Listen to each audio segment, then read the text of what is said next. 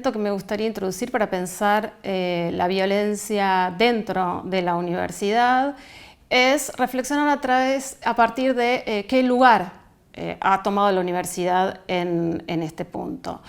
Durante mucho tiempo no hemos tenido dispositivos ni hemos pensado que en la universidad este tipo de situaciones de violencia de género concretamente podían ocurrir. Hay colegas que han trabajado de manera muy interesante sobre esto, Noelia Figueroa y Florencia Robeto de la Universidad Nacional de Rosario, que describen esto a partir de la formulación de mitos. Uno de los mitos es este que acabo de señalar, que la universidad se piensa, o el espacio universitario se piensa, como un ámbito donde estas cosas no suceden. Pero también podríamos agregar como otros mitos, como podrían ser los de suponer que no son fenómenos tan graves, o como las propias Figueroa y Robeto señalan, muchas veces podemos suponer que las personas que accedemos a la educación superior, fundamentalmente pensando en las mujeres que acceden a la educación superior, principales objetos de violencia, estamos lo suficientemente capacitados o tenemos herramientas suficientes para manejar o procesar situaciones de violencia, y esto de algún modo habilitaría que las universidades no tomen posición o no piensen acciones concretas frente a esta situación. Afortunadamente, parte de estos argumentos se han ido resquebrajando en estos últimos años, y desde 2014 en adelante las universidades han ido construyendo herramientas y dispositivos específicos para intervenir en situaciones de violencia,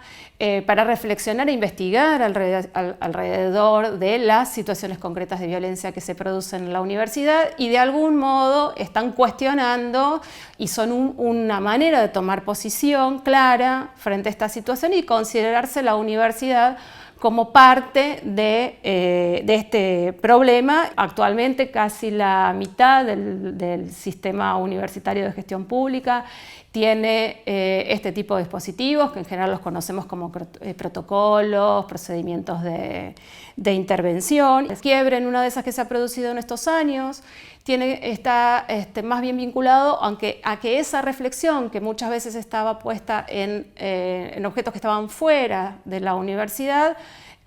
ahora los pensamos también hacia adentro de la universidad. Pensamos en la condición de nuestras congéneres y de las disidencias sexuales, cómo atraviesan, cómo habitan el espacio universitario, y las situaciones de violencia o hostilidad que venimos experimentando, que sin duda no son nuevas, pero que hasta entonces o hasta ahora eran tratadas más episódicamente o de una manera coyuntural. En otras intervenciones de este módulo se hace referencia al iceberg de la violencia, y retomo esta imagen para plantear las situaciones de violencia que con más frecuencia encontramos en el contexto universitario. Y además para diferenciar otra cosa que también podríamos definirla como un mito, y es que la violencia solamente es el golpe o el ataque sexual. En las universidades encontramos muchas de esas otras formas en general de violencias que podríamos definir como simbólicas, aunque hay de otro tipo también, como las que implican lo físico y el ataque sexual o el acoso. Algunas facultades de nuestra universidad, de la Universidad de Buenos Aires, a partir de la aprobación del protocolo que tenemos en el año 2015, y a partir de la conformación de equipos para que apliquen ese protocolo, han llevado adelante encuestas. La Facultad de Arquitectura, Diseño y Urbanismo, la de Ciencias Exactas y Naturales, la de Ciencias Sociales y las de Filosofía y Letras, al menos, entre 2016 y 2018 hicieron encuestas. En general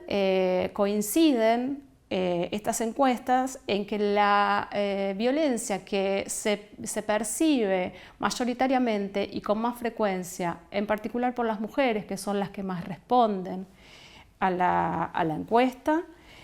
son las violencias que podríamos definir como de orden simbólico y que en nuestras universidades, a partir de estos datos, en nuestra universidad, en estas facultades, por lo menos a partir de estos datos, en general tienen que ver con el lenguaje sexista o con algunas expresiones que podemos ver en el espacio incluso de la universidad que implican lenguaje sexista y otras formas que habitan en las aulas y en las oficinas de nuestras facultades, que pueden ser desde los comentarios peyorativos, los chistes o las bromas que se suponen graciosas pero que implican alguna carga misógina o que subestima y piensa y se dirige peyorativamente a las mujeres y a las disidencias, es decir, elementos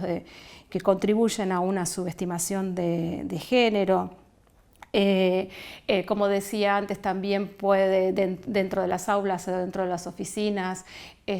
también pueden ocurrir comentarios que son no solamente degradantes y discriminatorios, sino que son directamente ofensivos, pero están hechos en un contexto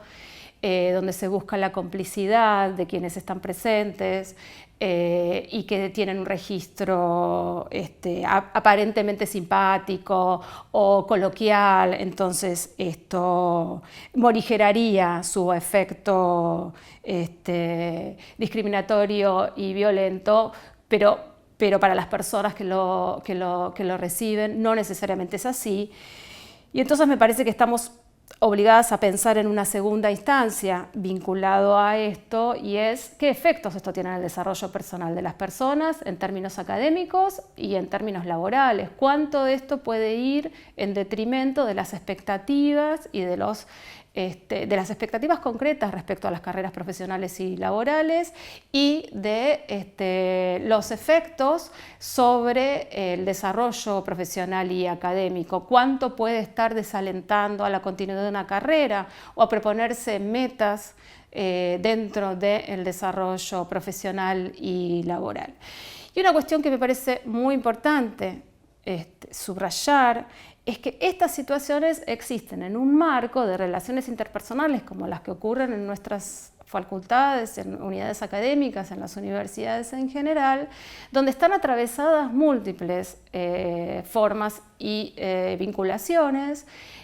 tanto personales como laborales y académicas, y que además pueden ser verticales como horizontales, es decir, estas situaciones pueden pasar tanto en ámbitos donde la horizontalidad o la situación entre pares es la que prevalece dentro de un aula, entre personas que son compañeras o personas que son compañeras de trabajo, pero también puede estar atravesada por una relación vertical, como puede ser la de docente-estudiante. En el espacio universitario la presencia femenina no es minoritaria en absoluto.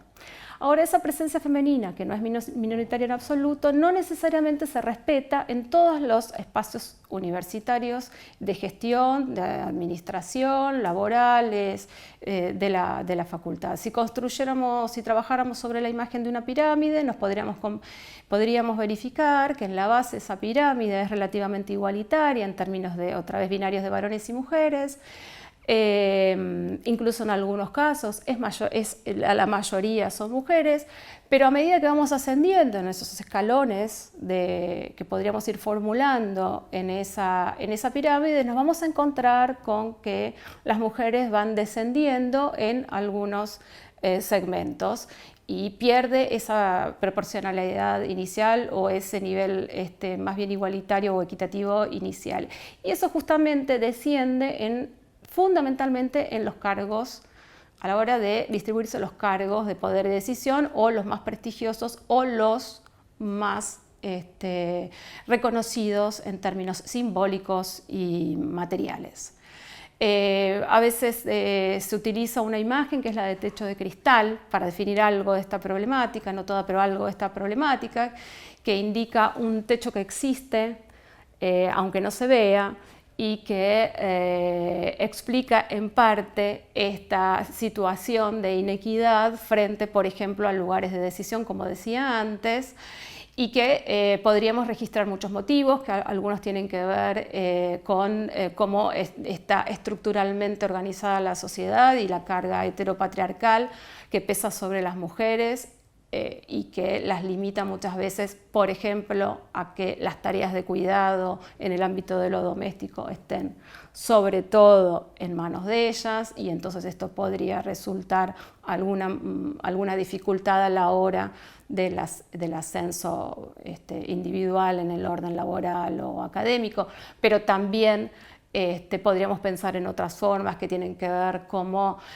nociones más simbólicas, como que el éxito fuera de lo doméstico sigue siendo algo más valorado entre varones o considerado más propio de varones y mujeres, algo sobre lo que también me parece que este momento que estamos atravesando en las universidades tenemos algo que decir, y de hecho existen actualmente normativas y programas que favorecen la equidad en los cargos, los puestos selectivos, que incluso además piensan en la inclusión de otros grupos desfavorecidos, como por ejemplo el cupo laboral trans que hay en algunas universidades, pero sobre todo las normativas vinculadas a la paridad. Me parece que están señalando, están dando cuenta de esto que decía previamente. Que justamente avancemos sobre las capacitaciones, que pensemos el lugar que tiene la universidad, que tenemos como universidad para desandar y deconstruir patrones heteropatriarcales que en definitiva son legitimantes de estas situaciones que estamos intentando combatir, y solo así me parece tendría alguna posibilidad una universidad lo menos, no sé si libre de violencias como nos proponemos en los protocolos, pero lo más libre posible de esas violencias.